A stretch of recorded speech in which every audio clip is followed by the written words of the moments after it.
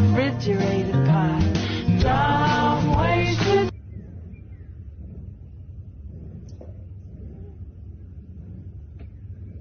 Come on. Listen, please don't fall. 3, 2, 1. Never gonna give you up, never gonna let you down.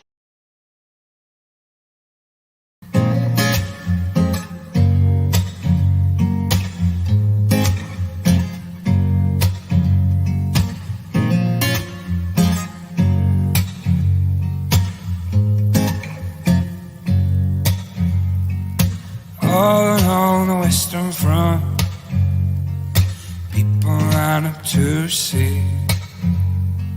She got the power in her hands to shock you like you won't believe. You know I saw her in the Amazon with the voltage running through her skin, standing there with nothing on. She gonna teach me how to swim. Said, ooh, girl, you know you shock me like an electric eel. And baby girl, you know you turn my home with your electric feel.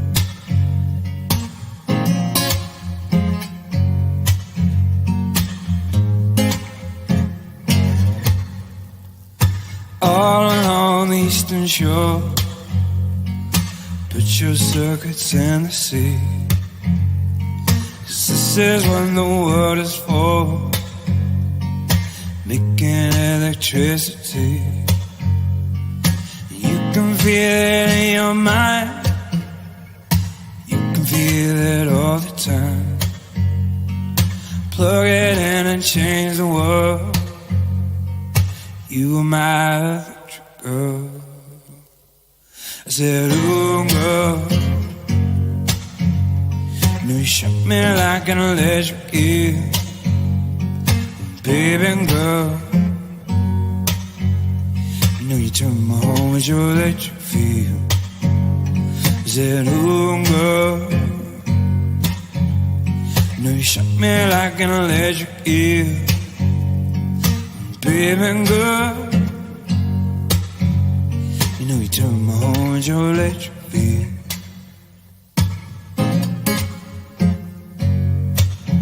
We are taught in 4/4 time that the dominant beat is on 1 and 3. Our band directors, our choir directors, our orchestra directors start us up how? And 1, 2, 3, 4. 1, 2, 3. Now that is the European dominant beat. For Africans and African Americans, it is not 1 and 3, it is 2 and 4. I don't even have to teach you. Y'all just listen to black people clap to this song. Glory, glory, hallelujah. You are clapping on beats 2 and 4. If you got some white friends, they'll be clapping like this.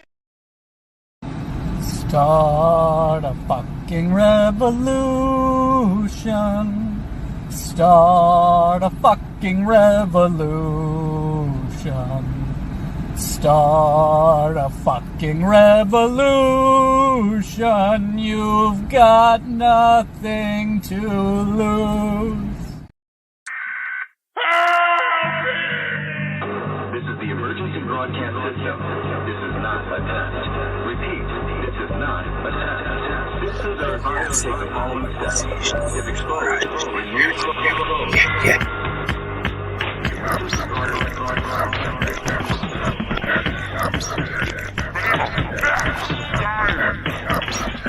Podcast for the curious mind. I don't know what that means. Broadcasting live from a Chinese-made microphone high atop Sioux Nation. I am Cussing with Hussein here with Sunshine Sunbun and beloved Rich. I don't know. You guys don't give me anything to introduce you by, so I don't. I struggle. I had a really good one for Rich, but then I forgot to write it down. So, how you guys doing? Doing all right. Doing good. How you doing? Well, it's been a weird week in news. I don't know if you guys been paying attention much to it, or if you just coming into the show blind. But well, we know me. Yeah. First of all, want to mention Jamie Sloan for that electric field cover. Yeah, that was legit. Yeah, that was Rich. Rich sent that in. So always trying to find like a unique cover song for the intro of the show. Give a shout out to the people that this guy was pretty legit. And then Start a Revolution, dude. You guys know anything about him? That happened like immediately after the show. It's like, God damn it, the next day. All right, what do you know about him, Rich? I know he lit himself on fire in New York City. Yeah. Yep. And I mean, this I guess is sort of old news, but I thought it'd be interesting to sort of go over why. I mean, did you hear about this, Sunshine? Guy lighting himself on fire again. So that's the second one this year. Yeah. It's like, wow. You know what? I'm gonna say it's better than school shootings. Yep. I'm okay with it. At least they're lighting themselves on fire. So here's and I don't know if you saw the clip. So it was out. Trump is going through this whole trial thing right now with Stormy Daniels in New York, and the judge has made him appear there every day. And so all the news people are just like outside the court, lined up along the sidewalk. And I can't remember who this reporter's name is, but NFL, CBS, like someone give this woman a call, because this is one of the best play-by-play calls I have ever seen in the news. An active shooter is in the park outside the court. We have a man who has set fire to himself. A man has emblazoned himself outside of the courthouse just now. Our cameras are turning right now. A man has now lit himself on fire outside of the courthouse in Manhattan, where we are waiting a history to be made. A full jury panel is gone. We are watching a man who is fully emblazoned in the front of the courthouse today. We are watching multiple fires breaking out around his body. You guys see all those news vans in the background? Just like every news. This woman, she does not take a breath. In person, we have seen an arm that has been visible, that has been engulfed in total flames. There is chaos that is happening. Can you imagine her calling a soccer game? Right.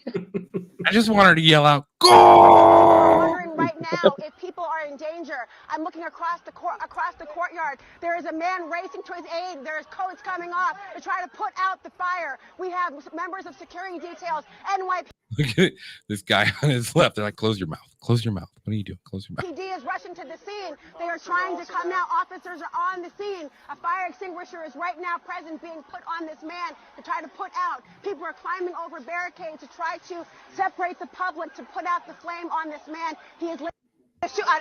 You missed that, Sunshine. Wow. That was impressive. Yes. You didn't miss a thing while she was talking. She fucking saw it all.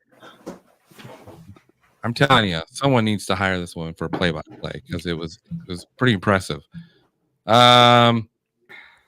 So I looked into who this guy was. Actually, it was May that sent me that clip. Max Azzarello was the guy who lit himself on fire. Let me see. I got to show you here on the screen. This fella right here.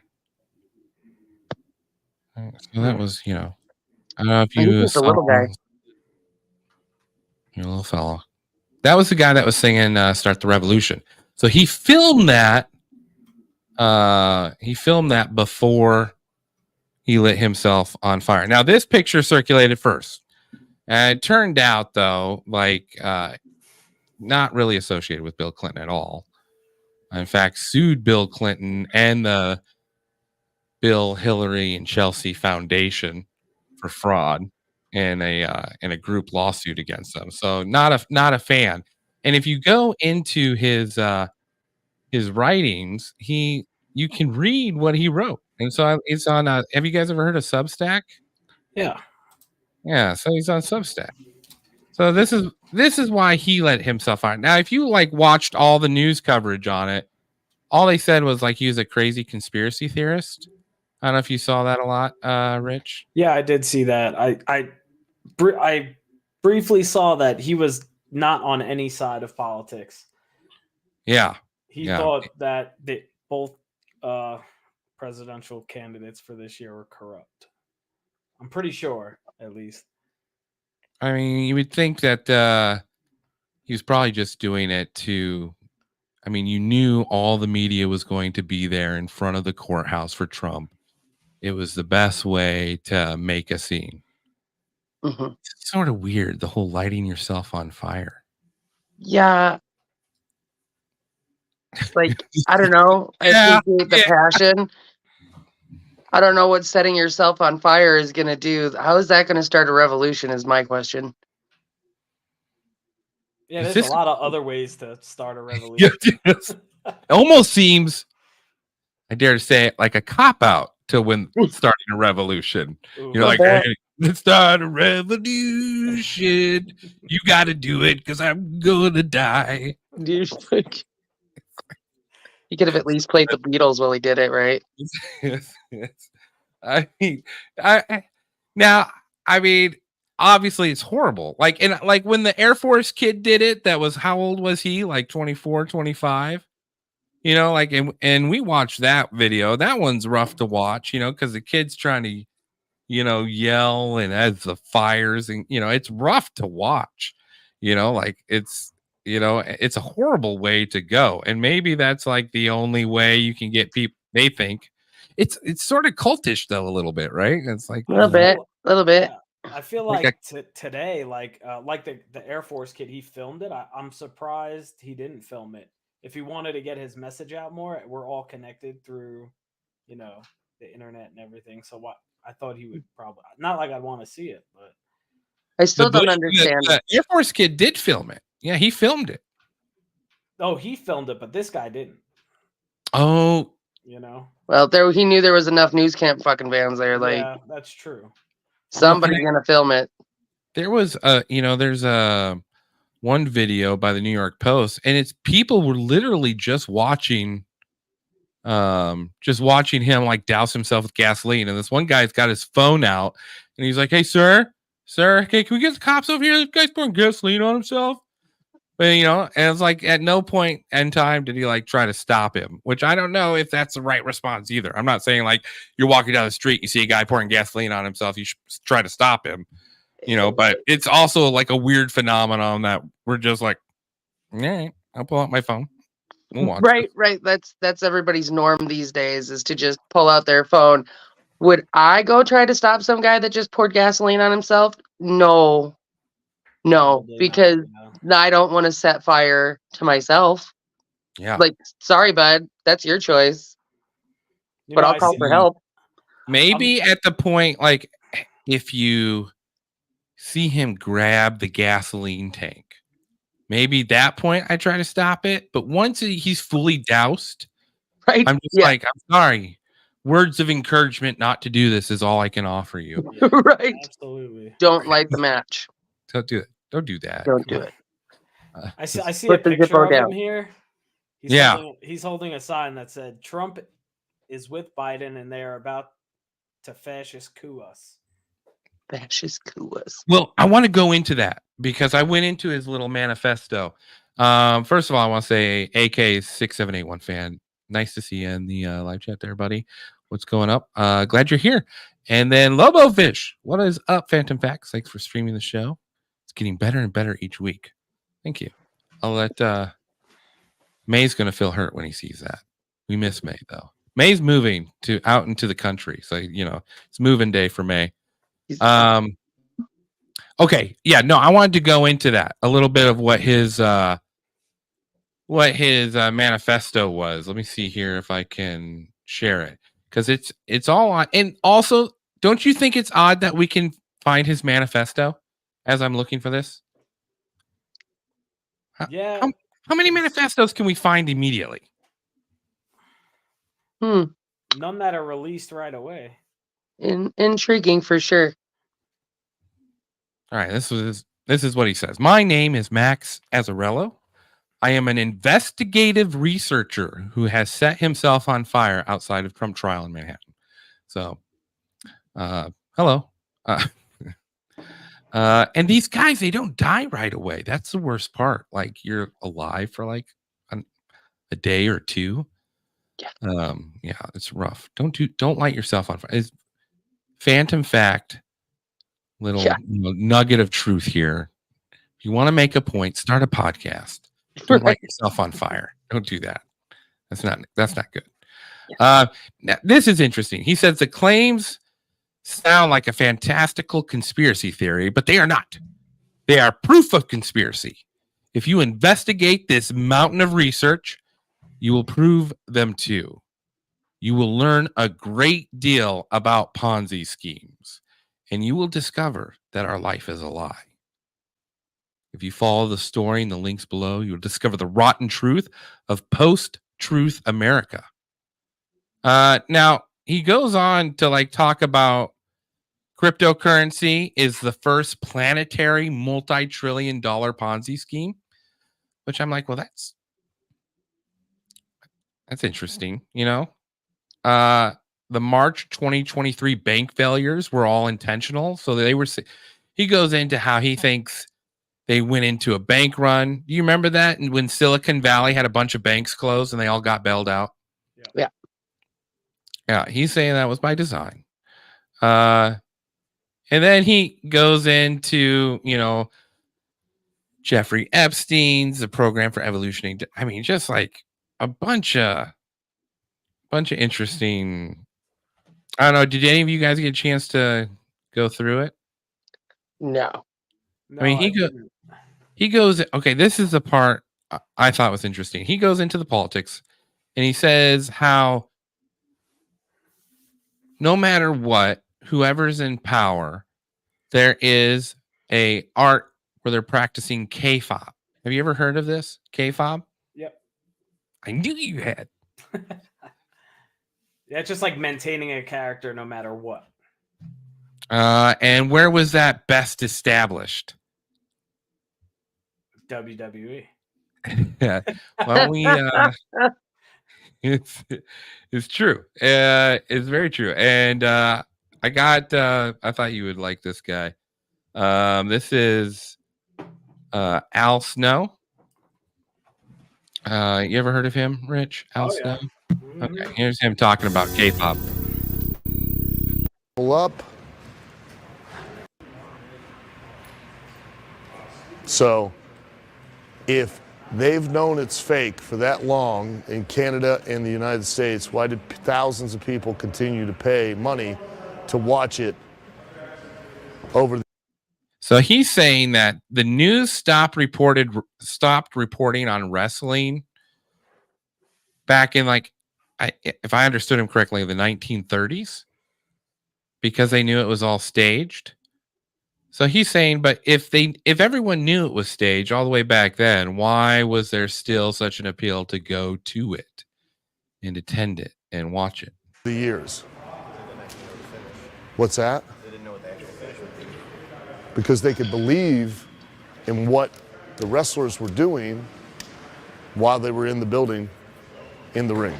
And when they stepped out of the building, at no point in time did the wrestlers ever insult the audience or disrespect the audience by, hey, you're wrestling him tonight and the two of you show up in the same car. Kayfabe was a way to show respect to the audience and respect your own business. It was a way to protect it because we all knew, fans knew, everyone knew that wrestling was fake. It was predetermined. But if I'm going to spend my money to want to buy into and believe in something, am I going to spend my money and buy into it and believe in it, and you then just drive up and flaunt it in my face that I just got taken?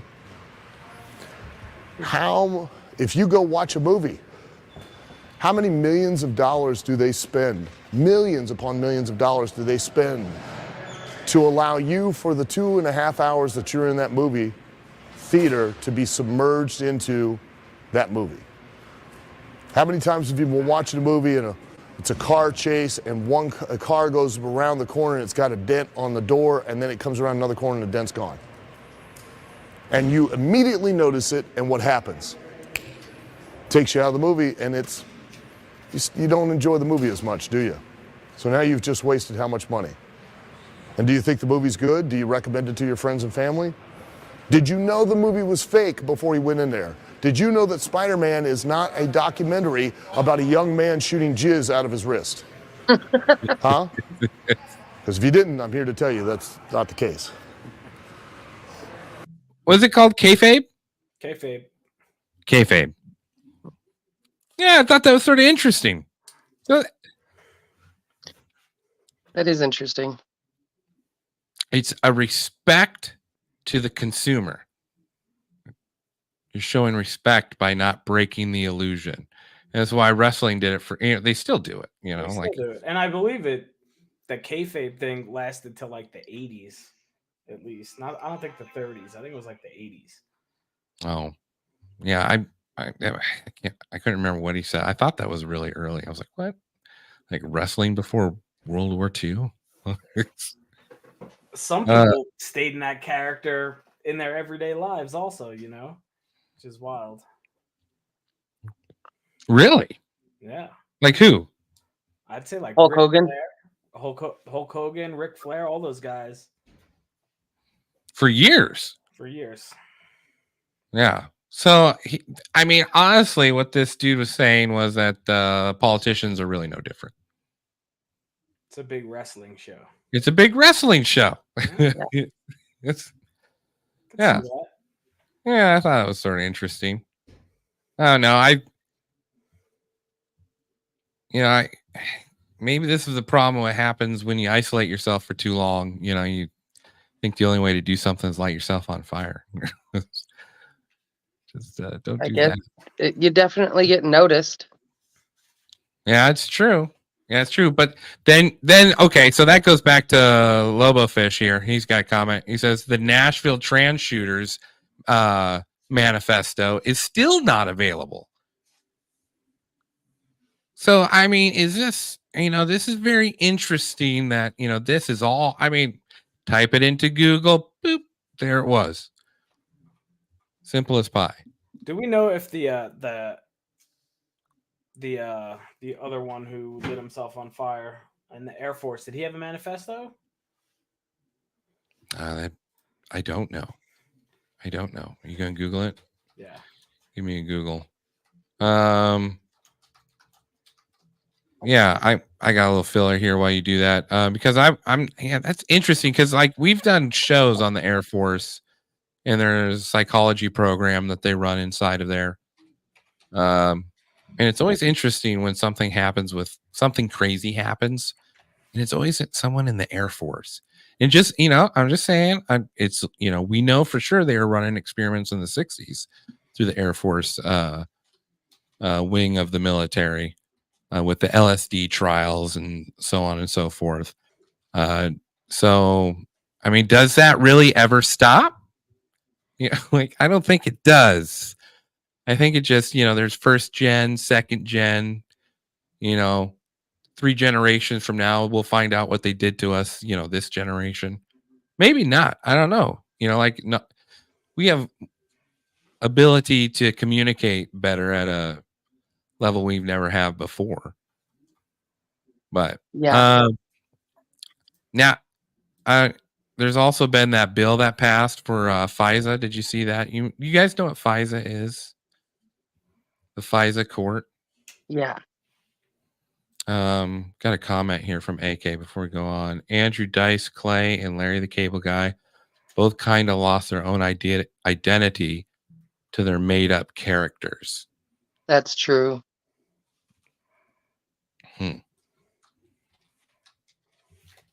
Heath Ledger? Could you put Heath Ledger into that? I would say so. Him playing the Joker really screwed his mind up. He was like a method actor, but he played a lot of different roles where I feel like Larry David he plays himself, so he's just Larry David all the time. Right. So he doesn't really have to. Yeah. It's the laziest way to act, which would fit Larry David.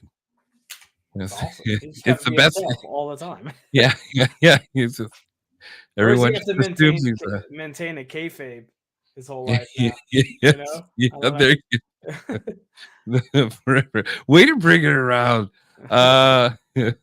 Let's see here. I got here, let's do a little icebreaker here.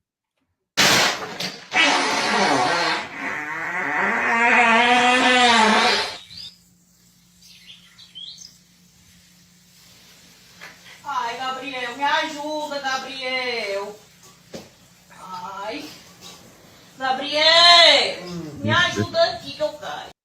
Okay. All right. Farts are still funny. Make me happy. Let's see here. FISA court. Did you see they renewed the contract for FISA for the next 2 years? You guys know anything about FISA? I know you do, Rich. Sunshine, you ever heard of it? I've heard of it, but I don't really know much. Do you think okay, so essentially what it is a secret court. Okay. That's not secret. I found a little explainer video. It's long. You don't have to play the whole thing. Surveillance Court, or FISA Court, was established by Congress in 1978 to oversee the government's foreign intelligence surveillance. The reason it was established is that in the 1970s, the Church Committee had documented widespread surveillance abuses by the intelligence community within the United States.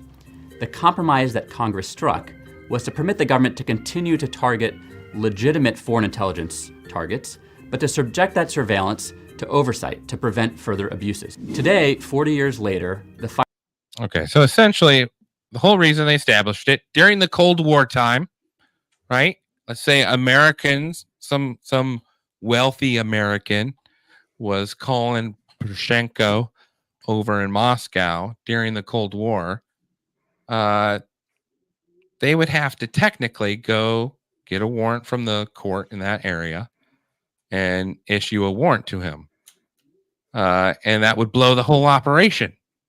Because you wouldn't want him, like if you wanted to listen in on his phone calls and stuff, you wouldn't want him to know you were listening in on his phone calls.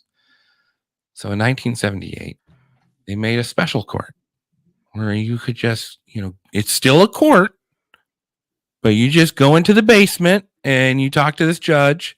Now, do you know who the judge is? I can't wait. Nobody knows who the judge is because that's secret too. You can't know that. You can't know who the judge is, and you can't know where Don't look for the man behind the curtain. but there's a court. And so the FISA court, obviously, you can understand how it was pitched to the American people. We got to do this. And, we're not going to just spy on you. We're not going to tap your phone calls. We're only going to tap your phone calls if you're doing something naughty with the Soviet Union. But then 9/11 happens. And 9/11 changes things a little bit. FISA Court sits in a federal courthouse in Washington, D.C., where it continues to issue surveillance orders at the request of the government. It is secretive by nature because the government often presents the court with extremely sensitive details about the individuals it wants to target or the technologies it wants to rely on. As originally designed by Congress, the FISA Court was meant to hear individualized surveillance requests by the government. The FISA statute allows the government to go to the court when it believes it has probable cause to believe that a particular individual is an agent of a foreign power. And if the court agrees with the government that that individual is in fact an agent of a foreign power, then the court will approve surveillance of that person for a set duration of time. Today, the court hears about 1,000 to 2,000 of those individualized surveillance requests every year, and it approves the overwhelming majority of them. In the court's 40-year history, it has disapproved of about 40 of those requests, although the government points out that in many of the requests that it submits to the FISA court, it engages with a back-and-forth process of adjusting the request to comply with the court's demands. But we don't know that. We're just like, no, it's fair. It's fair. We really have to bargain with the secret judge. Sounds super fair. So the FISA court was originally set up for foreign intelligence, right? And after 9/11, now it's pretty much goes both ways. It can. So Foreign and now domestic. it's foreign and domestic. So now it's been used to spy on reporters. It was used to spy on the Trump campaign. Let's It be was- honest. If they didn't renew it, they'd still do it anyway. So it doesn't really matter. I don't understand why they make such a big deal of it. Probably gotta to tell try you and put us first. at ease or something. Yeah, they gotta like, no, tell you no. first before they Yeah. do it. No, we're doing this. We're doing this. But they added something. They did add something new to it, which has, so now not only can they just, it changed from spying on an individual that you had to personally apply a warrant for individually to, after 2001, to preemptively collecting all data from phone calls and then being able to backlog a warrant. So you can apply it to a group instead of just one individual. You'd be like, all right, everyone, in this section of the country, I want all of their phone calls recorded, and then we won't listen to them unless we think we have a probable cause to listen to them, but we're going to record them nonetheless. Right. That's what changed in 2001. It allowed the mass data collection of the NSA to listen instead of it just being an individual phone call that you got to listen to, which they were, like you said, Rich, we're probably already doing. Yeah. But with this new bill that passed last week, they snuck in something.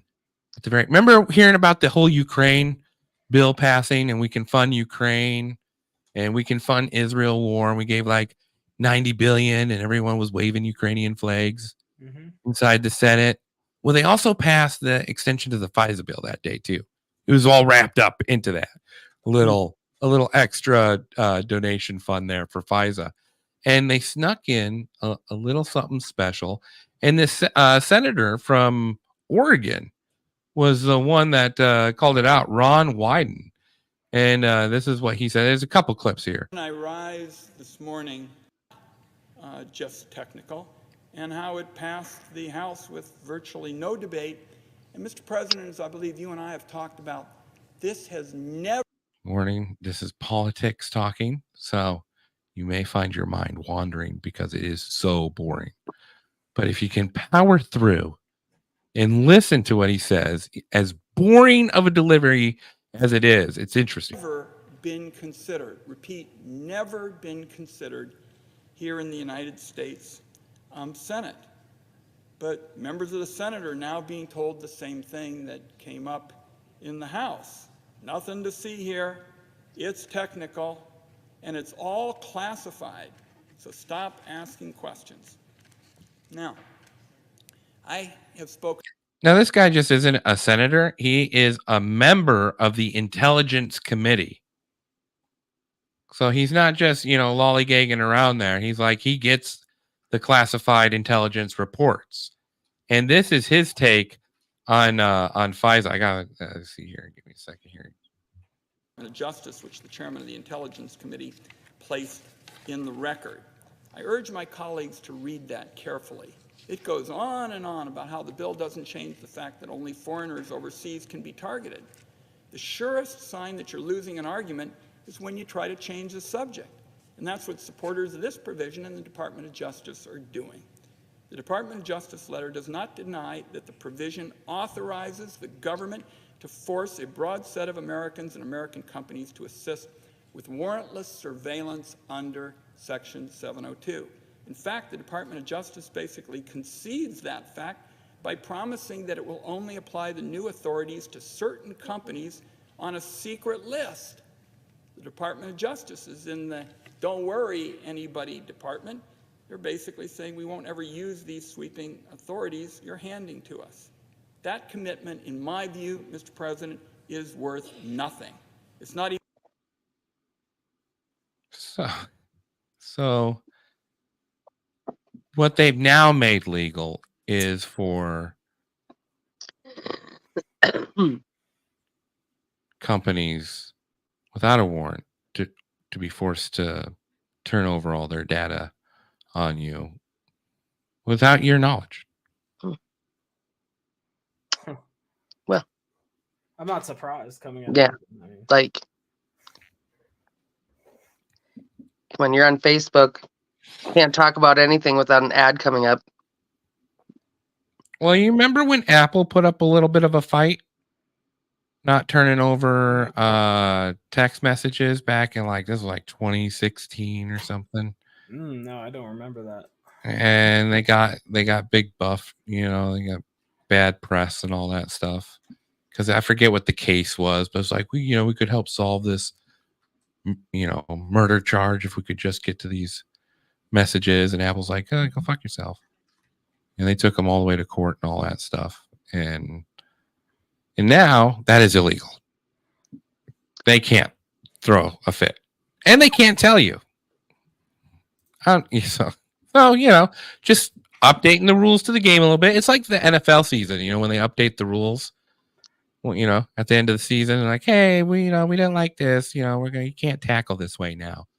That's sort of what they're doing. They're like, okay, we're not only are we going to keep FISA open, but we're going to make it so that we can force companies. That's like the definition of fascism. Yeah. Government control of a corporation to exercise its will over its people. Yeah. Or I guess, is that right? I believe fascism. I'm going to read the definition for you. Yes. Yeah. Fascism, extreme authoritarianism, and nationalism often manifest as a belief in racial purity or a master race, usually blended with some variant of racism or discrimination against a demonized other, such as Jews, homosexuals, ethnic minorities, or immigrants. Demonized. And I guess feel when like the definition of fascism always changes when I look it up. Yeah, that's not because when you watch how Germany and Italy worked, I guess under the term, I could be wrong by this, but under the term of fascism I was raised under, it was when the governments and the government, instead of making laws itself, uses the corporation to further, they're in bed together. Yeah.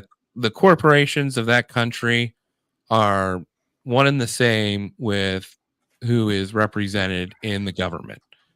Those senators, they don't represent us. They represent Walmart. They represent Boeing. They represent Lockheed Martin, General Mills,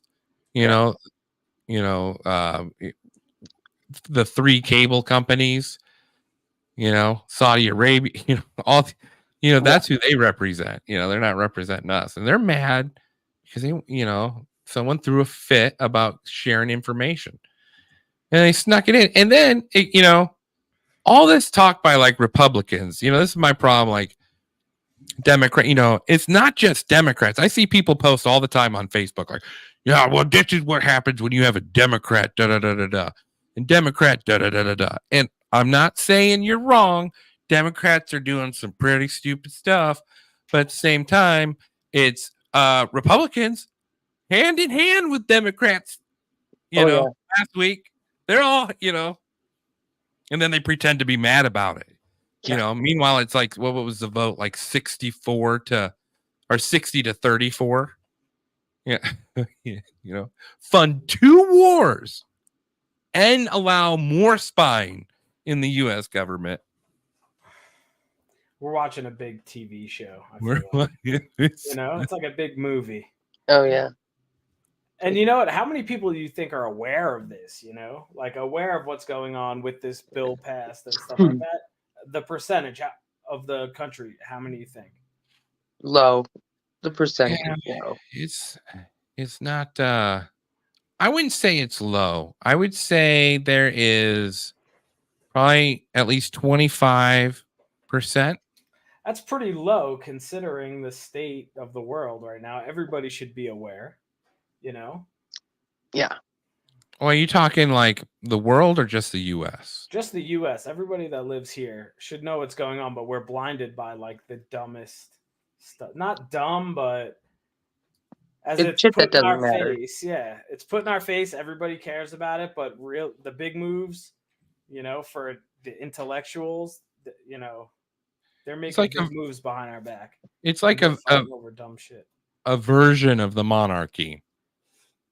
in a weird way. Like you get your, like when the monarchy split and they developed parliament, right? Parliament became sort of like the beating horse, and then allowed everyone to just love the monarchy because the monarchy doesn't do anything, even though they have complete power and control and ownership of that entire island. And I'm thinking of the UK, but the United States runs sort of similar. Like there is politicians, and they, there's the Marjorie Taylor Greene and the Lori Boebert, and the Ted Cruzes and the Chuck Schumers, and they're just outrageous, douchebags, and it's a show, because they have no power. I mean, Mike Johnson went in there saying that FISA bill would not pass, and then he went to some sort of meeting and came out of it and said that FISA bill will pass. Like what happened? Right. Yeah, great point, Brittany. It's all because the media outlets are owned by the same four companies. They control the narrative, what our citizens see, and how we're supposed to feel about this. How we're supposed to feel. Yeah. It's and I think we're number one. We're number one at propaganda too. Interesting. We got Pitbull Super Candidate of the Week. You guys ready for it? Let's see it. All right, here we go. Pitbull Super. You want to go hard like a dog? You want to go hard like a dog, Big Daddy? Not just any dog. Hard like a pit bull. Oh, yeah. Then you need Pitbull Super. Go get yourself some Pitbull Super. Warning. Not to be used in hotel orgies with your friends. Side effects may include splitting penis or exploding penis, resembling a shotgun. Pitbull Super, you stud. Try it now. Pitbull Super of the week goes to Dexter Taylor out of New York, known as Carbon Mike. Have you heard of this guy, Dexter Taylor? I figure, since you're from New York, you know everyone there. So this guy, during COVID, decided to pick up a hobby. And he wanted to learn how to make guns. That was a cool thing to learn. And if you come up with a good design, you can sell it for a government contract and maybe make some big money off of it. Who knows if you get good at it. So this was sort of his like COVID hobby, and then it carried over. And here he is, interview last Carbon week. Mike. He's got his podcast. He's online. He's also, and I say this because I think it's a compliment. He's a nerd, right? He loves math. He loves machining things. He loves software engineering. Look at all the stuff he's got behind him. That's a nerd man cave right there. But Carbon Mike, AKA Dexter, first off, thank you so much for bringing this to my attention so we can get this story out here. I know Jeff Charles at Red State and some really other great folks have been doing this too. I want to make everybody familiar with this. Everybody knows, Ghost Guns is such a goofy name. So many people I know make their own firearms, and you don't have to serialize them. That's federal law. It's USC 1822 or 18 USC 922 A through Z. You don't have to serialize them unless you're selling them, which you're not doing. Correct. Not only, basically, not only did not intend to transfer or sell them or anything else, the state of New York should know this because, of course, they seized my daily driver, my computer, my regular desktop, my work laptop. They seized my phone. They seized my credit cards. They subpoenaed my email records. So they know that I wasn't out there talking about guns. I wasn't out there advertising guns. I wasn't out there talking about them on social media. And I certainly wasn't talking or thinking about transferring weapons. These were my weapons, my rifles. I named them. You know what I'm saying? And I was trying to start my second career in weapons science, right? I had all these plans to buy some land in New Hampshire and, build a gun lab and, that's awesome. Like kind of bring my expertise as a software guy and as a data guy to firearms. I was looking up to guys like Bill Geisley from Geisley Automatics, who got his first contract, right, building triggers for the U.S. Army sharpshooting group. You know what I'm saying? Like, yeah. So you are home reading an audiobook or listening to an audiobook. You're She's flustered. He's got her all flustered. You're reading an audiobook. You're relaxing, and you heard something. This guy likes kids. Yeah. That was not in the audiobook. You heard voices that were not the people in the audiobook. So you had no tip off to this. Tell everybody what happened to you. So yeah, the night before, this was like April 6th, I believe, 2022. So the night before, I'd gone to bed like I usually do, listen to an audiobook. And I woke up and I was hearing sounds, like you said, that weren't the audiobook voices. And then I heard a bang and the voices were louder, like they were inside my living space. And then I saw weapon lights flickering back and forth underneath my bedroom door. And so the first thing I said was, hello, my name is Dexter Taylor. Who are you guys looking for?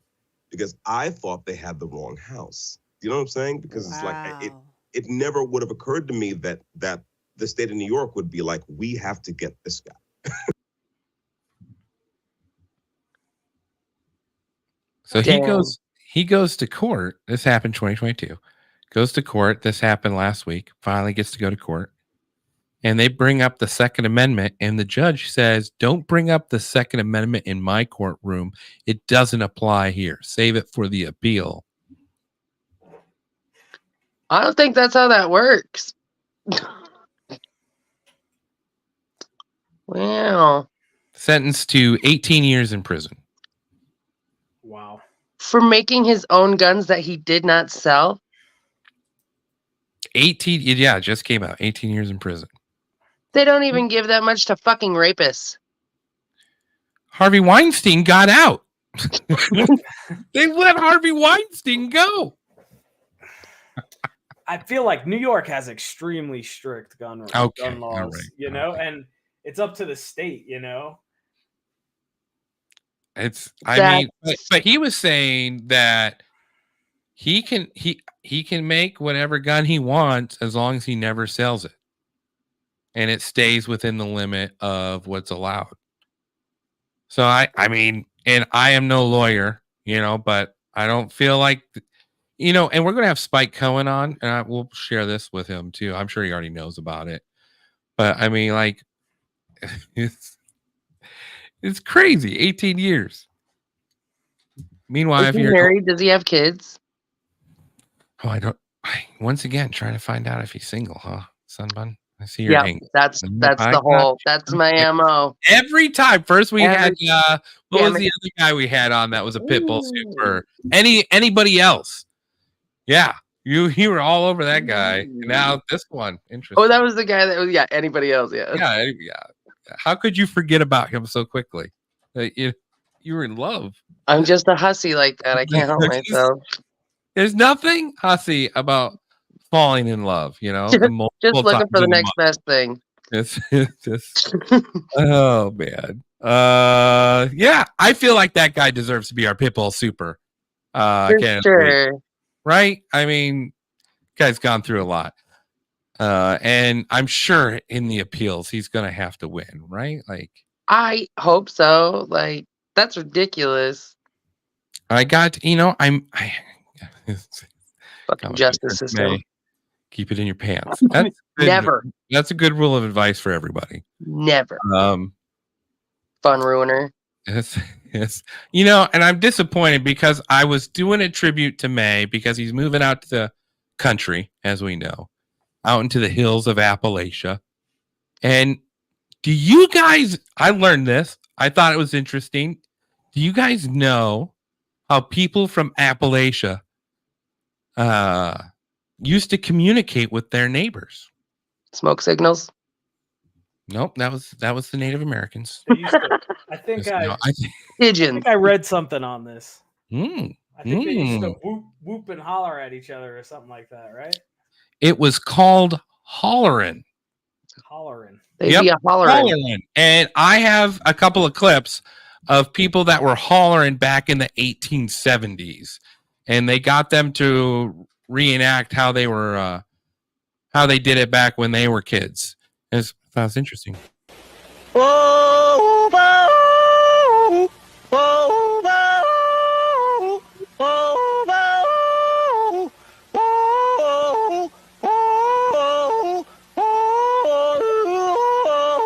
whoa,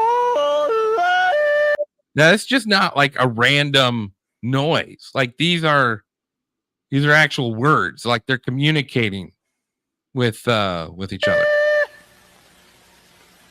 Well, that's a good morning, horror. My name is Leonard Emanuel. I was born right here, right over there, not far from that tree in a log cabin. I've lived here all my life. I was 73 years old.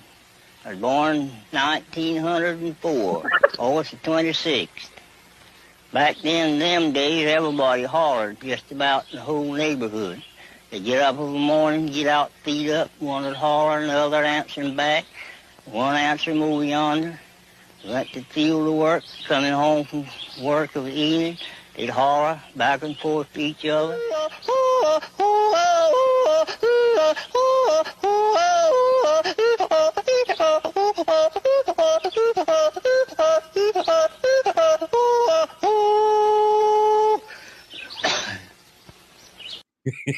May needs to get a practice in. I want to hear him do it. it's hey, this is interesting. AK, my dad is an Appalachian Mulligan, 100% Cherokee. He was a hollower. Cool as that. That's cool, yeah. You know, I wonder if it wasn't learned from Native Americans as they settled up in those hills. It wasn't passed down to them. That would make sense. There was let's see, there was a female doing it. There's part 2 to this. We don't have, you know. Got this song that I holler Listening to that guy talk and the was- Say what now? Listening to that guy talk was rough. I'm not gonna lie. What? Like, well, that's haven't had to hear someone talk like that in a long time. It was like a It is fucking entitled dialect. Yep. Here's another little bit of it. Somebody Loves Me, and it goes like this.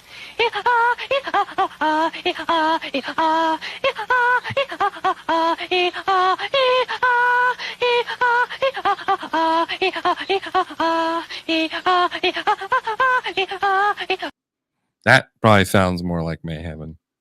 That probably sounds. If you want to know what Chris May said, you got to watch the live version on YouTube. None of that audio stuff. Although we appreciate audio listeners. AK, that's very interesting.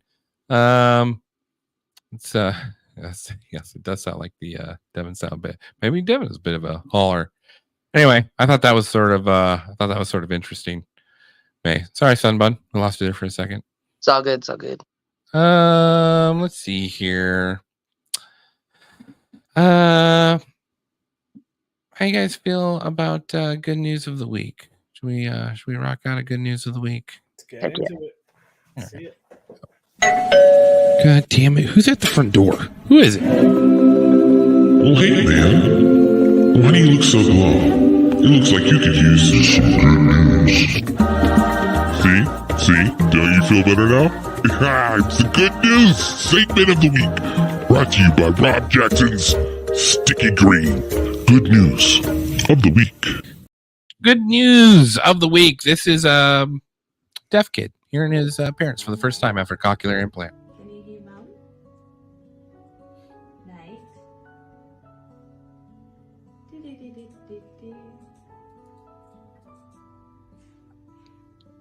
Nate, can you see Mum? Hello. Hey. Hey, buddy. How you going? Can you hear Mum?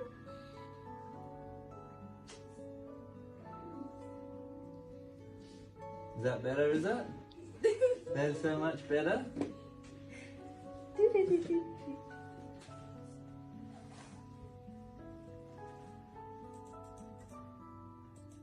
What's next, you reckon, mate? Hey? What's next? Yeah. Does that sound a bit funny? Yeah, you can hear Mum again?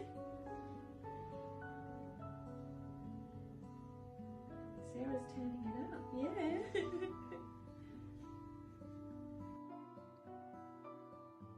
Yeah. That's your good news segment of the week. I feel like that always puts everyone in a good mood there. We do have a Is It Weird segment, though.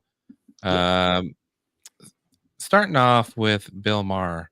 Did you ever see his interview with Ice Cube? I've seen bits and pieces of it. All right. This is an interesting little clip. People who own the labels own the prisons. Literally the same people? Literally the same people who own the labels own private prisons. The records that come out are really geared to push people towards that prison industry. But they didn't make you write those lyrics. It's not about making somebody write the lyrics.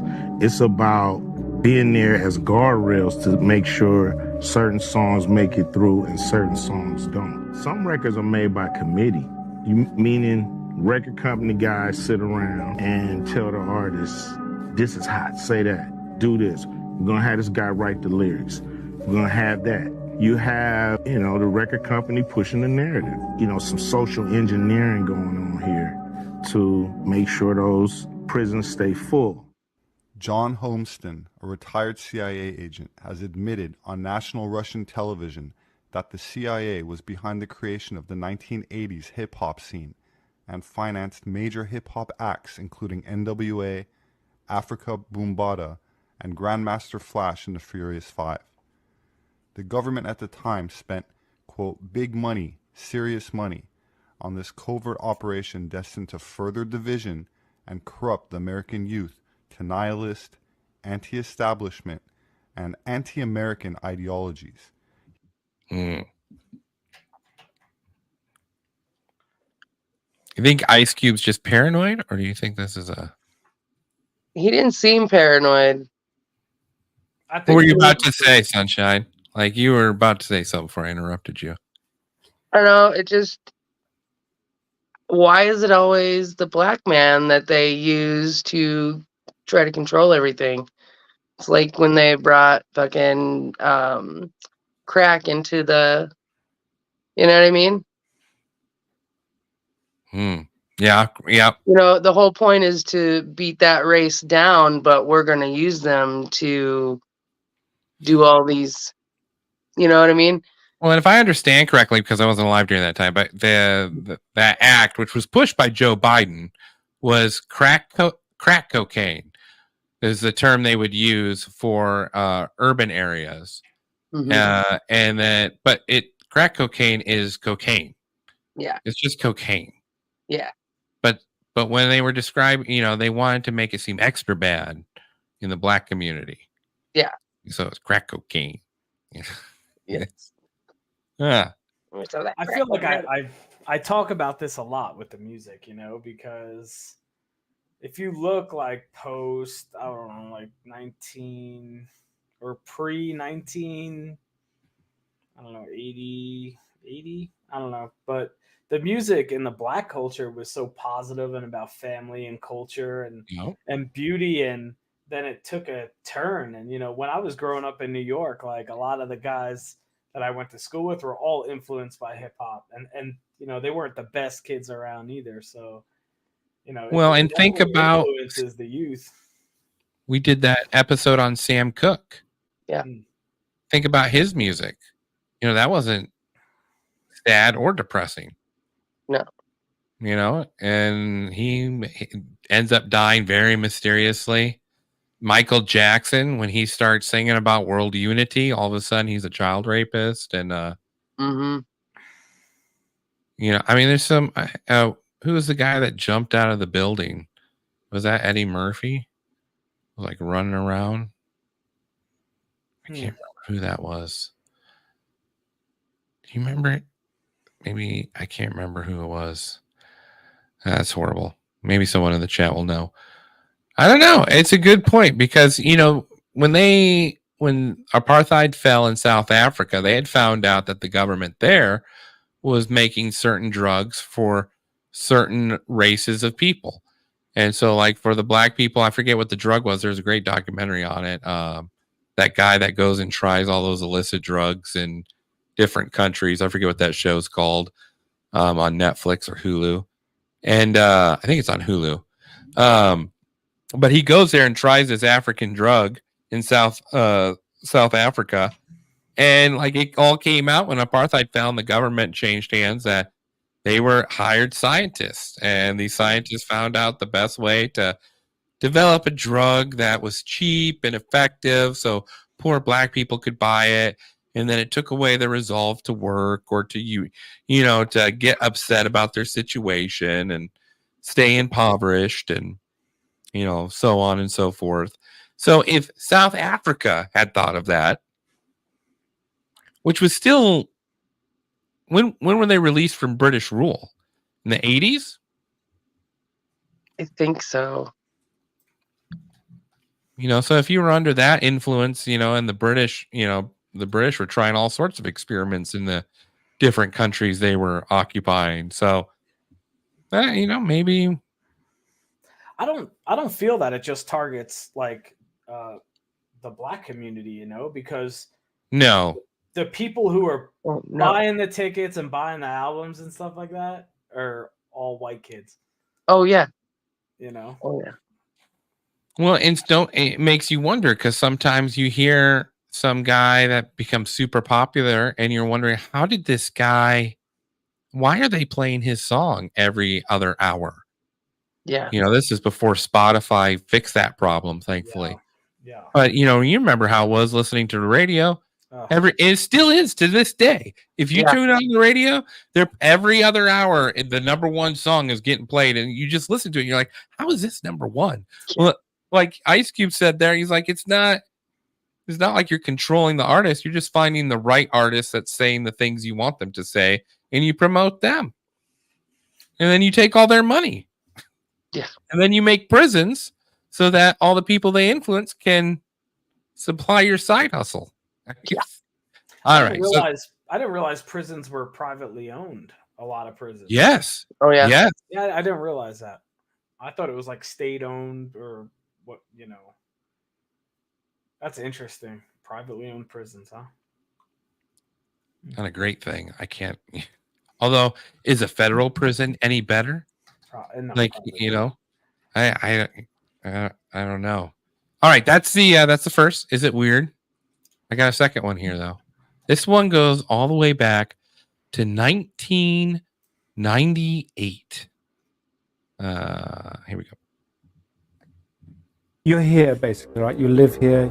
You're part Most of the system time, yeah. now. Yeah, really. I guess, yeah. Yeah. I integrated. Yeah. I mean, obviously, it's pretty much based on money. The system here. It is. Yeah. The system is completely based on money. Yeah. The studio system. Yeah.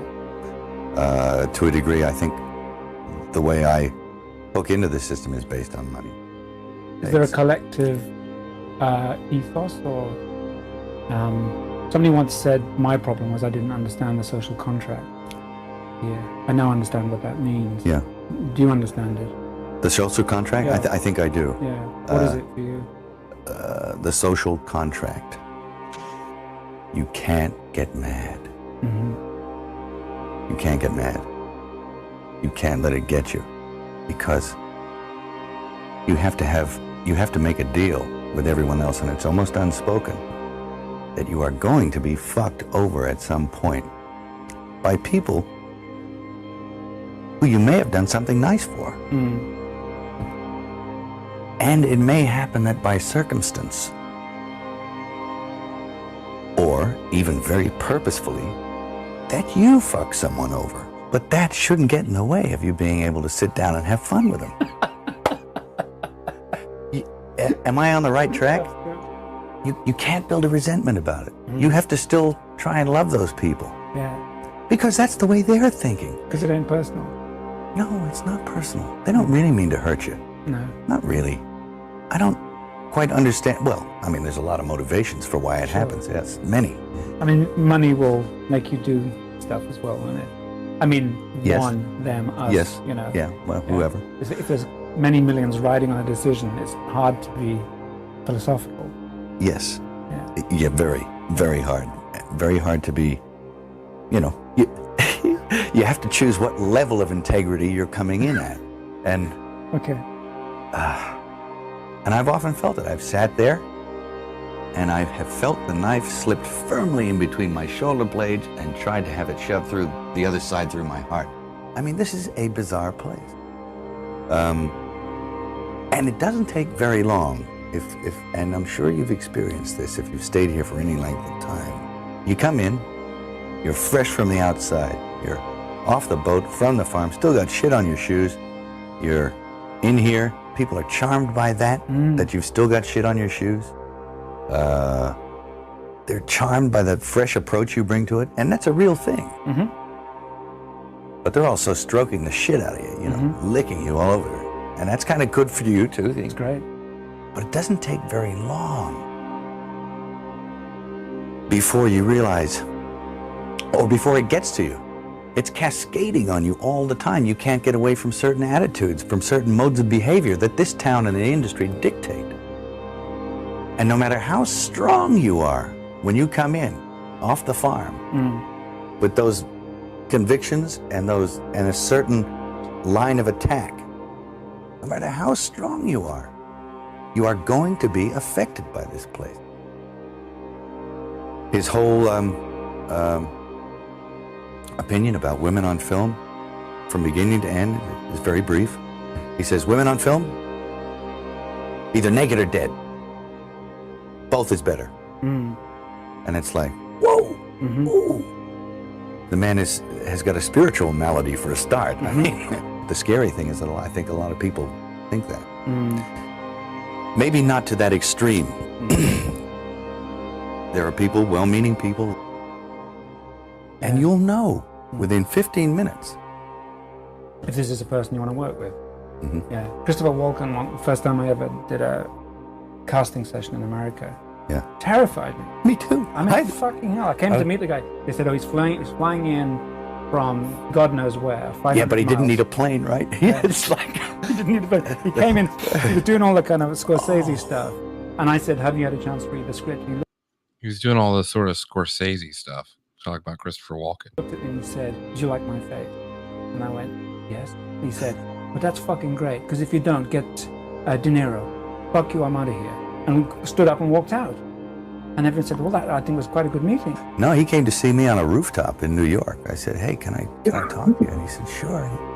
He floated in, sideways, through a crowd of people. He was wearing black, and it was like one of those old vampire movies where they don't walk, but they glide. And he was a dancer, you know, so he has he's very,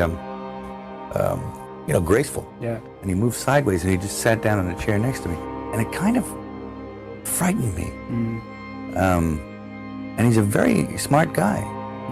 And we started talking, and I didn't, say much of anything about reading the script, nothing. I just started talking about the Middle Ages. And he began to talk tortures.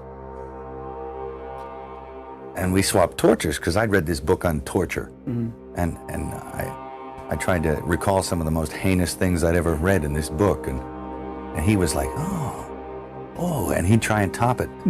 And my assistant was there, and he left because he couldn't stand it anymore. Yeah. The air had turned cold. And then he left, and I wanted to leave. And because I knew that I didn't want to work with him. Yeah. And he was getting scary. Yeah. And then I turned around, and it was on top of the Peninsula Hotel. I turned around to avoid his steady gaze at one point. Yeah. And I was looking at a building with the top of the sixes on it. So there was a huge illuminated 666 in red. Yeah. And I went from that to that to that, and he started smiling. And I thought, oh no, Chris Walken is the Antichrist, Wow. Mel Gibson throwing shade on Christopher. Beloved Christopher Walken. More cowbell. Everyone thinks with the soldering iron. I don't know if Christopher Walken's beloved. Oh, I love Christopher Walken. I love him too, but you guys know about him and what's the other actor, and Natalie Wood? Yeah. And they went out on the boat, and she never came back, and they found her dead in the water. What? You don't know about that? That was fucking forever ago. Look that up. That's an interesting story. What year would that have been? Would that have 1981. been before he met with? It was 91. 81. 81. I was gonna say it was at least late 70s, but yeah. It was Robert Wagner and Christopher Walken and Natalie Wood on a boat. That's Two of what them it was, came right. back. It was Robert Wagner's wife is Natalie Wood. Yeah. And they were on Walken's boat. Drinking. Yeah, Shit they got said weird. she went into the water and she never came out. Interesting. She was supposedly getting onto a lifeboat, but then, yeah, With no other witnesses? I don't think so. Walken apparently went to bed, so he wasn't. Oh, he was asleep. Well, I don't know if he was asleep, but he went to bed, and Wagner and Wood got into some fight like they usually did, from what I understand. So he could have been just. That's interesting. Mhm. I thought it was interesting. Mel Gibson throwing shade, but is it weird? Is it weird? So that's a debate there. Mel Gibson's he's a little off his rocker. I don't think he is. I think he's straight up, and they tried to destroy him. They tried to destroy him for speaking truth. When someone goes against the grain and they single one person out and try to destroy you, like That's true. I don't know. He's just, he was a little all over the place in that interview. Like. Yeah. He talked about baby blood being sold in Hollywood as currency. Yeah. For adrenochrome. I've heard. I've heard that before. That was Mel Gibson that said that. Yeah. He started that? Yeah. I remember that.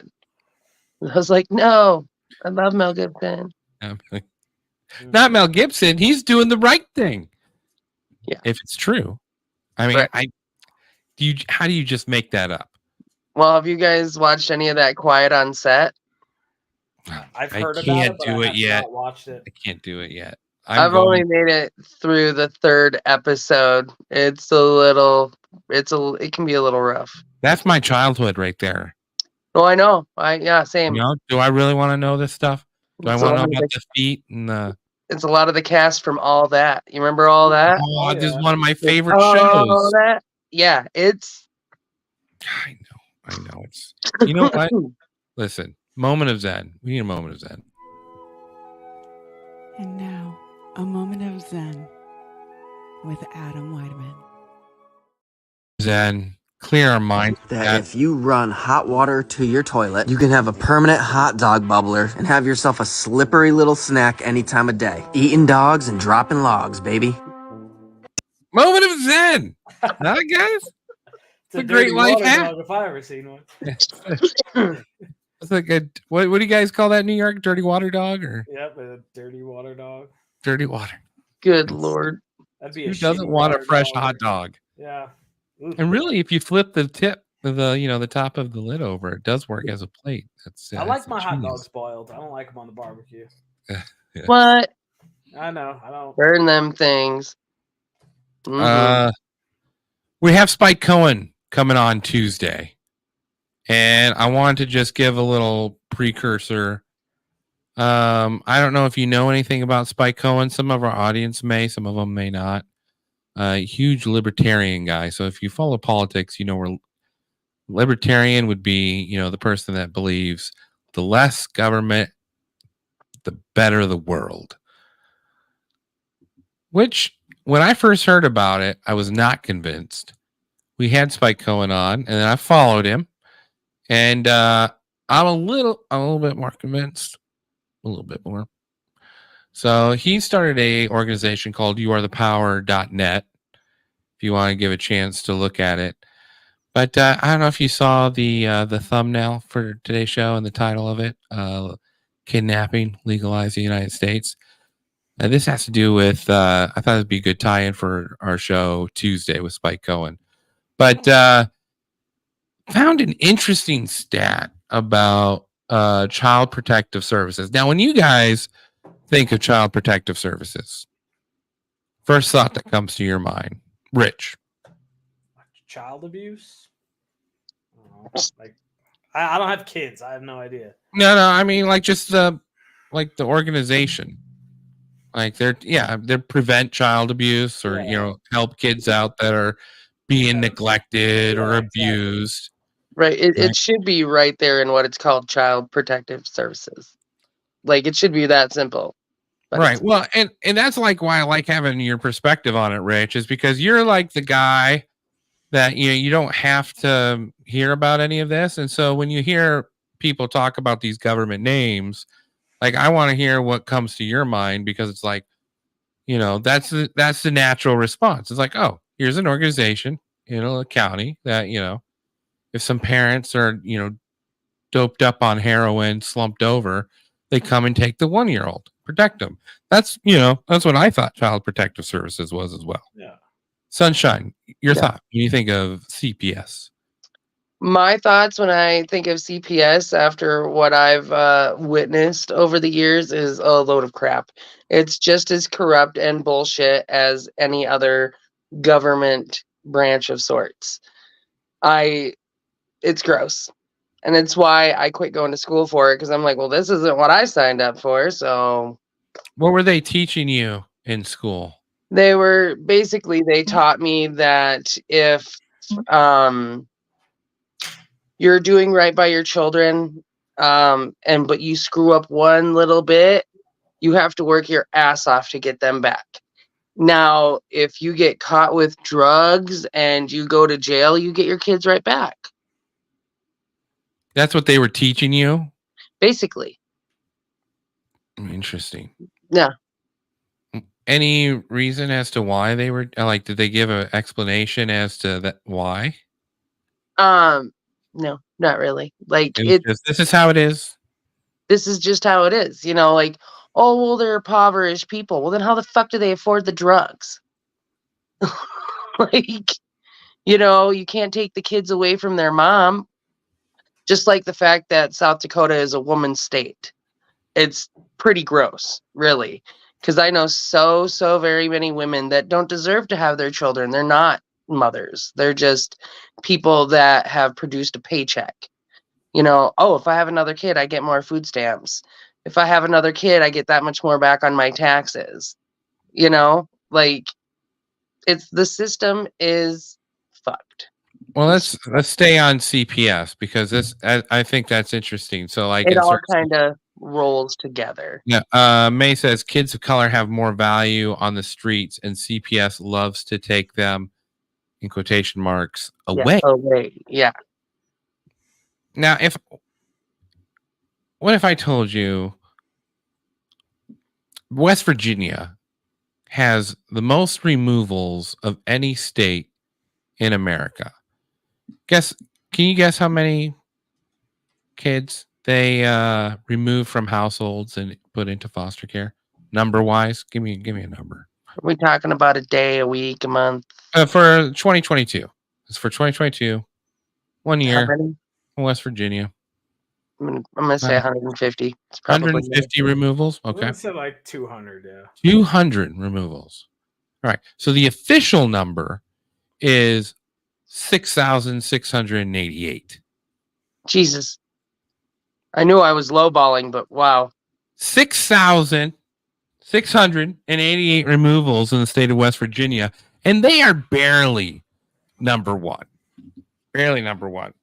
So the NCCPR, which is the National Coalition for Child Protection Reform, prints out all the stats. Now, what's interesting is the government, when they print out stats of removal, they'll be sneaky about it, which I don't understand why you'd be sneaky.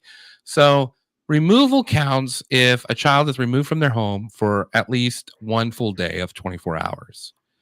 Now, in some states, when they count it, they have to be out of the house for at least 2 weeks before they count it as a removal.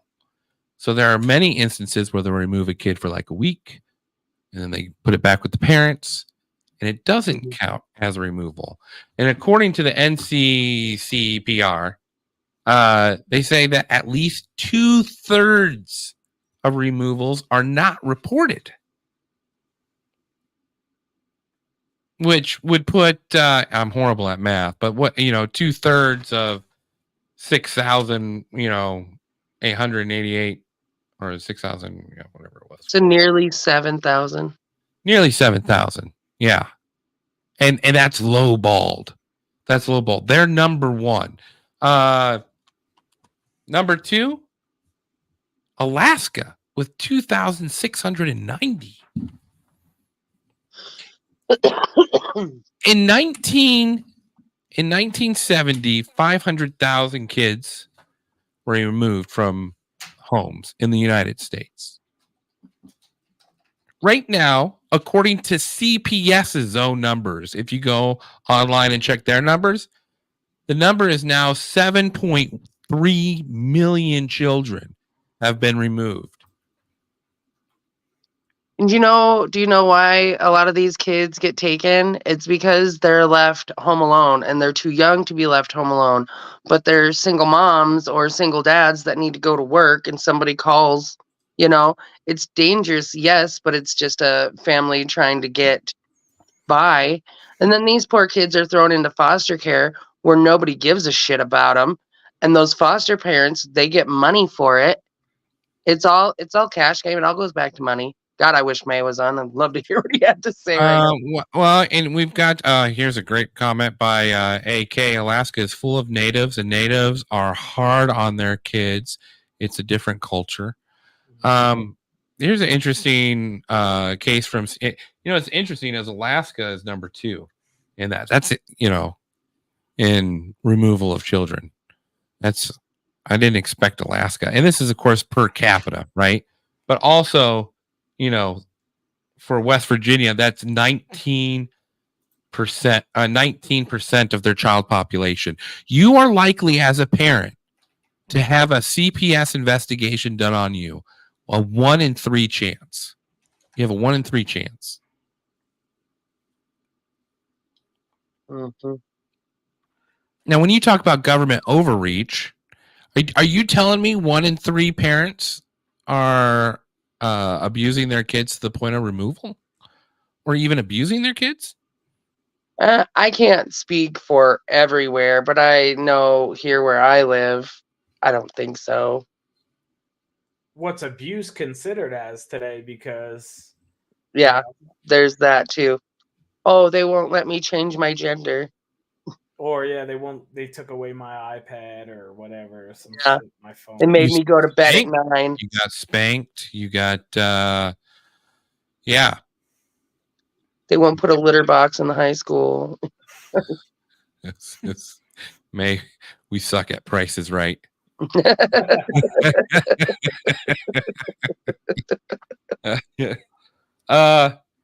Here's a couple. I got this one couple of videos actually. So like what you said, there are some circumstances where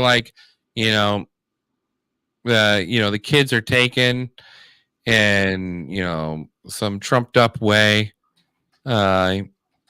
Usually poor people are picked on, disproportionately because they don't have family to fight and money and all that stuff.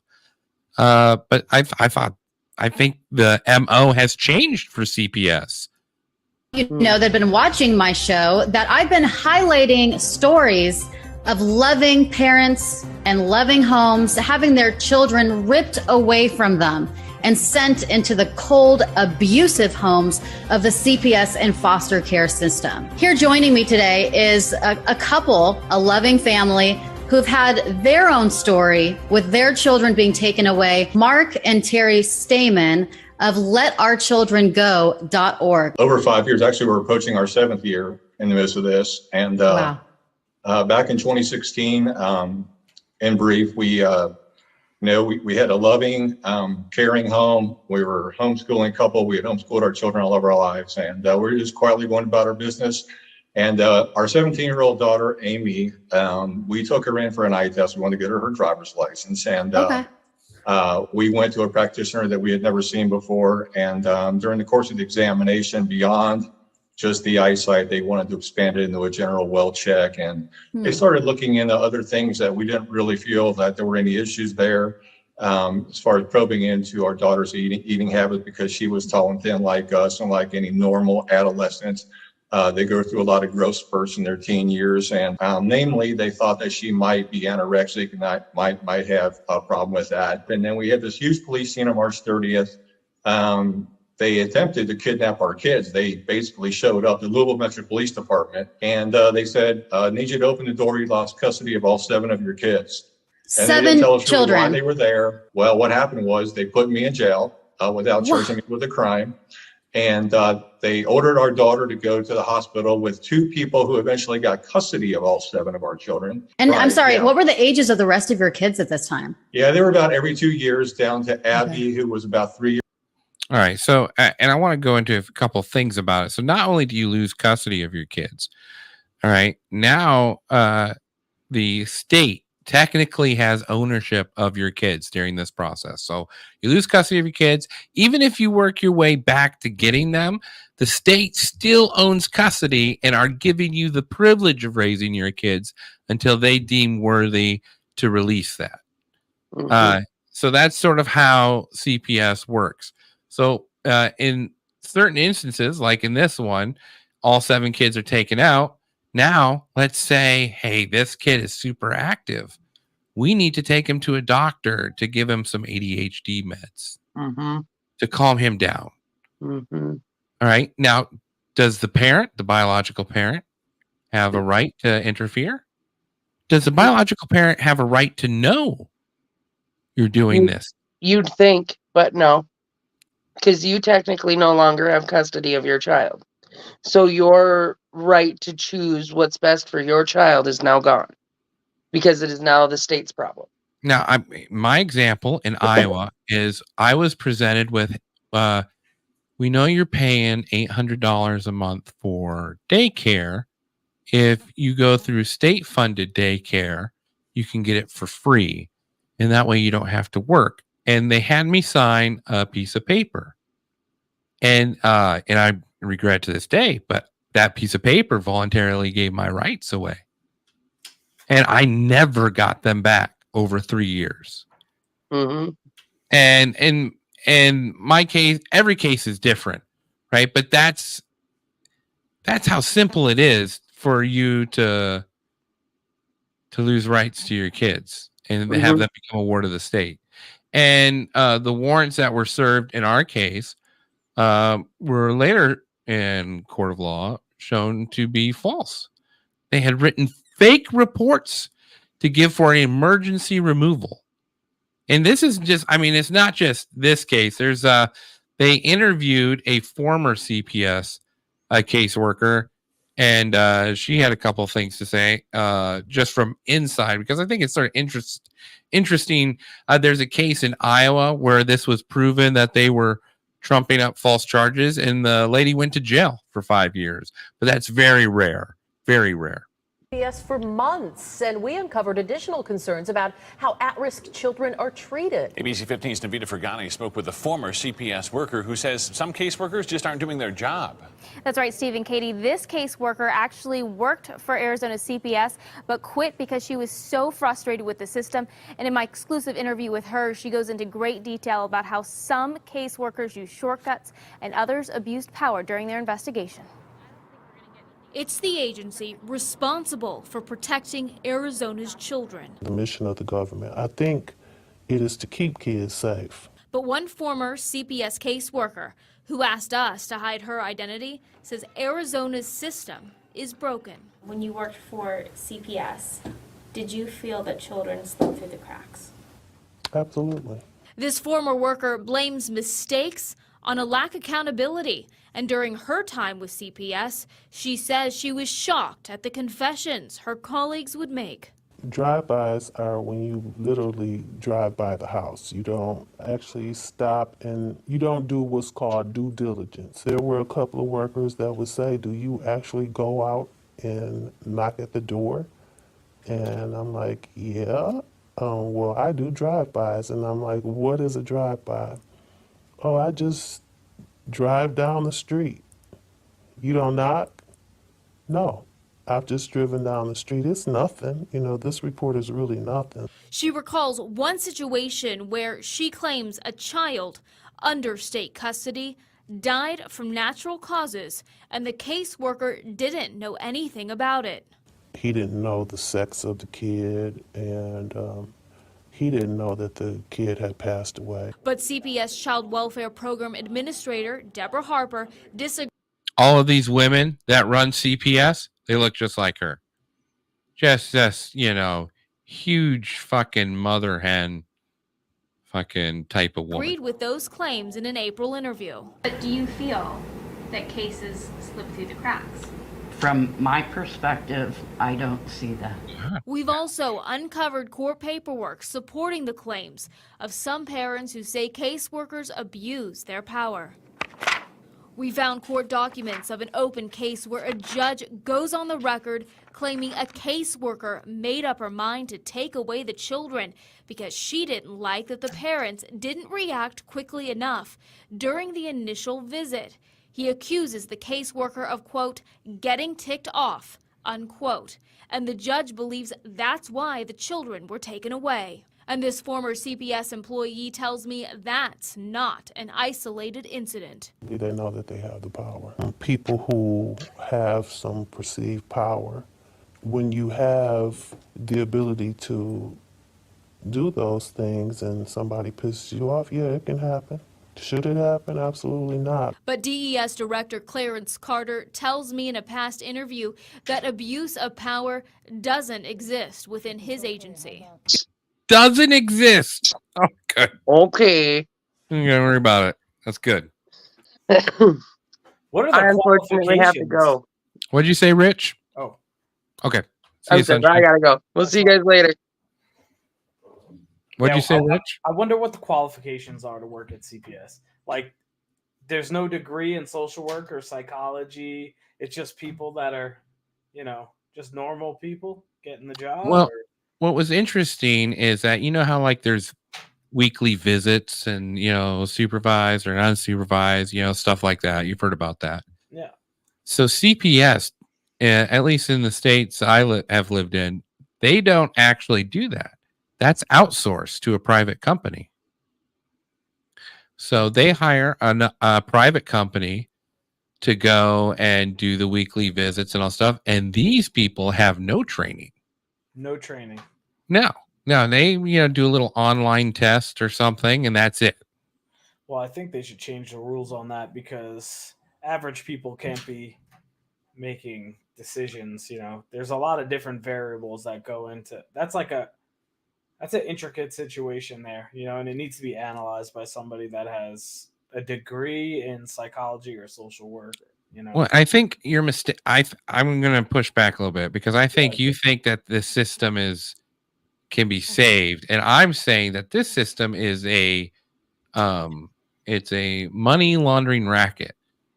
And I'll give you an example, right? So CPS, right? They make the initial call, they remove the kids, then they outsource that to a company that goes and checks visits and see if parents should have their kids given back to them. They give them certain guidelines. The judge provides a certain set of rules, and they usually have a 3-month window to get their kids back. So during this time, what happens is then CPS will hire a psychologist to do a study on the children and a study on the parents, which is, of course, paid for by the state. Right? And so then your child, through a state funded, they're no longer state owned, right? They're funded by the state. So, there's one company or, maybe 2 companies at best that do psychiatry in the entire state of Iowa that are funded by the state. And so all those cases go through those 2 companies. And they then, are able to, you get $2,000 through your county for each kid you put into foster care. So there's the incentive. I was going to ask you, what's the incentive? You get $4,000 if you can prove their special needs, which includes any type of daily medication. ADHD, special needs child. need more money. More needs All to about the provide. money, man. People are greedy. So, It's crazy. like, what do you, I mean, like, when you hear, do you think this is a natural, like, what, when you hear stories like this, because it's all over, it's not just West Virginia, it's not Iowa, it's not Arizona, it's every state. I mean, if you see this list, I mean, the numbers are crazy. How many thousand? I mean, there's no hundreds. I lied. There is one, Wyoming, with 756. It's not a lot of people in Wyoming. There's not a lot of people, but we sure nabbed a few kids while we're over there. Like, what's the long game here? Is this for indoctrination?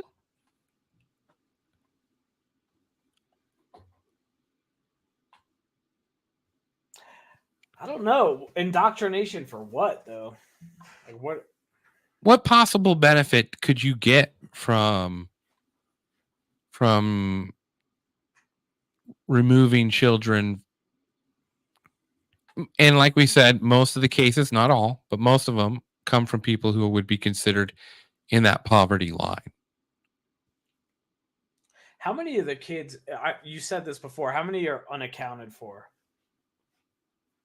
Like 2/3. 2/3. According to the NCCPR, they believe 2/3 are not reported. It's a good amount. Where do these kids end up after they're taken? Foster care. It's foster care or living with a relative, which they don't count as a removal. And then and that doesn't give the rate at which the rate of placement of the child being returned is, for the most part, all in the 20s. So once a child is removed, they stay in the system. I don't know. What do you think? Well, I debate whether, obviously, I feel like it's prime breeding ground for abuse of power. So if someone does take you off, you could definitely see someone abusing their power, but usually there's other factions that would stop the abuse of power. For you would think destroying a family would be something well thought out, unless you're wanting it to be by design.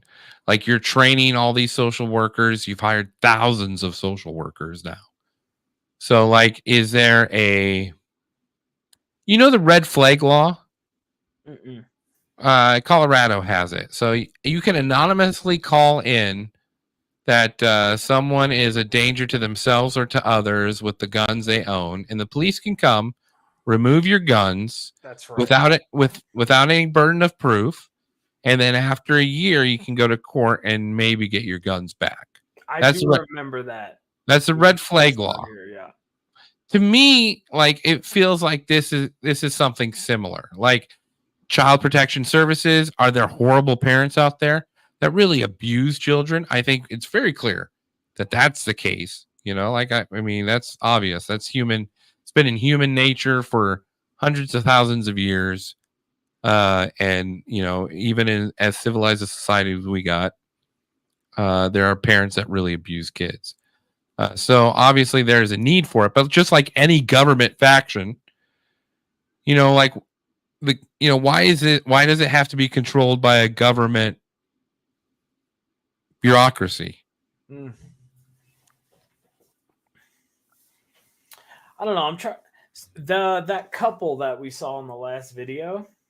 Yes. So Yep. They had 7 children. Yep. 7 kids. The kids don't. What they say doesn't count. Did they get their kids back? Do we know what happened to them? I don't know what the end story is. I think this is all pretty recent with them. So I don't, I think it's pretty recent. So I don't expect to hear resolution from it. I mean, the kids don't have say. I mean, kids today apparently can make decisions at a very early age. nowadays. So what the kids say, the kids could turn around and be like, we don't know what are you talking No, about? kids. What kids say don't. I mean, it would depend on. I would think the judge. The judge would take that into consideration. But here's the problem with family court: is kids up to a certain age can't even testify in court. So they have a court-appointed caseworker that goes and visits the children called CASA. And these CASA workers work for the court. And they come in and they check on the well-being of the child and report back straight to the judge. They don't report to anyone else. Now, our CASA worker broke into our home in front of the police and then proceeded to walk through our house, which thankfully the police department made note of in their records. And we got that CASA worker removed from her position.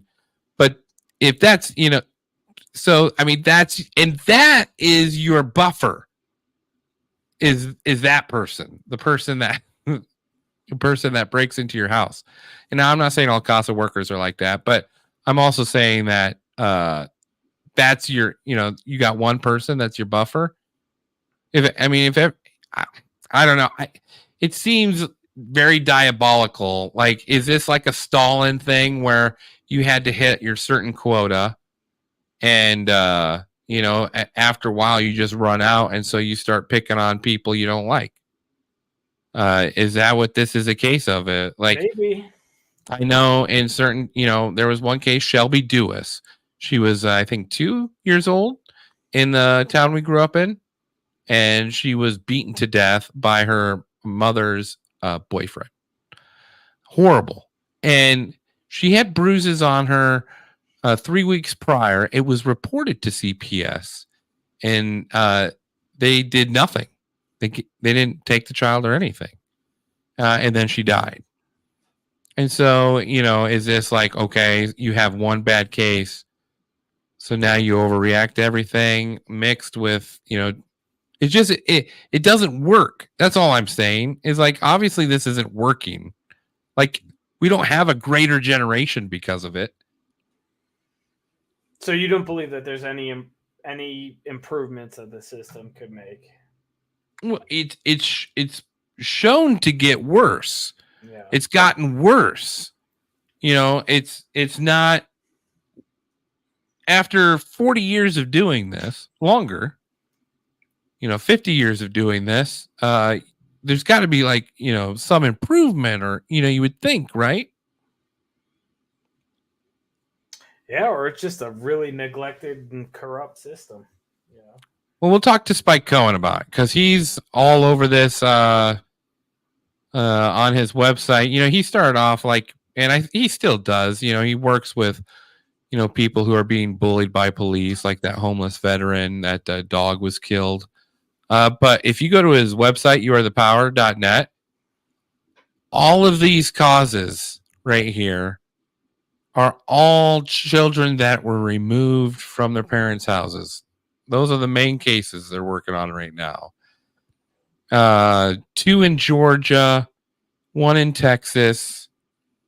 And what's interesting is if you click on his website there on one of these, they give you a direct link to email Governor Brian Kemp, email the Camden County District Attorney, email the Commissioner, email the Special Agent in Charge.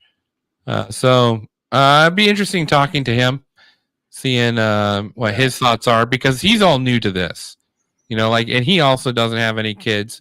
And I can't imagine he thought that this was going to be how You Are the Power ended up. But anyway, that'll be Tuesday, April 30th. Okay. All right. I think we knocked the horse dead, huh? Is there a good? Oh, sorry. My bad. All right. We'll wrap it up. Anything you want to say? Finish with? No, that's it. It was good. How'd you find that? How'd you find the Electric Feel song? I don't know. I'm always listening to something. It was good. Yeah. It was But good. as usual, I got more. We're gonna finish, as always, with the Kiffness.